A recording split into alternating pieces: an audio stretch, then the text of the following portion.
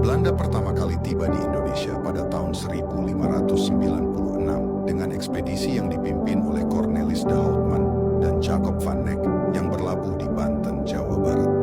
Ekspedisi ini bertujuan untuk menemukan jalur perdagangan langsung ke Asia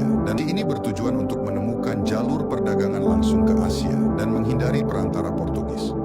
Meskipun ekspedisi pertama ini tidak begitu sukses, Belanda segera menyadari potensi besar dari Kepulauan Nusantara yang kaya akan rempah-rempah. Pada tahun 1602, Belanda mendirikan Verenigde Oost-Indische Compagnie, Chaka VOC, atau Perusahaan Hindia Timur Belanda, yang diberikan hak monopoli untuk berdagang dan kekuasaan politik oleh pemerintah Belanda. VOC mendirikan pos-pos perdagangan dan benteng di berbagai tempat di Nusantara, termasuk Batavia, sekarang Jakarta, yang menjadi pusat administratif mereka. Dengan kekuatan militer dan aliansi strategis, VOC mulai menguasai berbagai wilayah dan mengendalikan perdagangan rempah-rempah di Nusantara.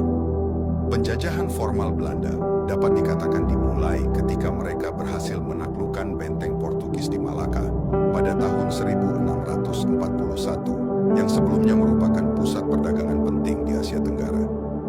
Dari sana, pengaruh Belanda meluas ke berbagai wilayah di Indonesia selama abad ke-17 dan ke-18. 2. Dampak penjajahan Belanda terhadap Indonesia. A. Ekonomi. Belanda menerapkan sistem ekonomi yang berfokus pada eksploitasi sumber daya alam Indonesia, terutama rempah-rempah seperti cengkih, pala, dan lada. VOC memonopoli perdagangan rempah-rempah, mengendalikan harga dan pasokan untuk menguntungkan mereka sendiri. Untuk memenuhi kebutuhan pasokan ini, VOC menerapkan kebijakan yang seringkali sangat merugikan petani lokal.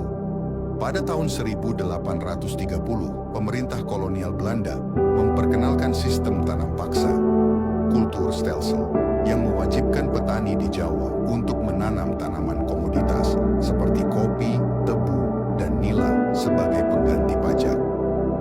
Sistem ini menyebabkan penderitaan besar bagi rakyat Indonesia karena mereka dipaksa bekerja tanpa upah yang layak dan mengalami kekurangan pangan akibat lahan pertanian mereka dialihkan untuk tanaman ekspor. Selain itu, banyak petani yang harus berhutang untuk memenuhi kuota tanam paksa.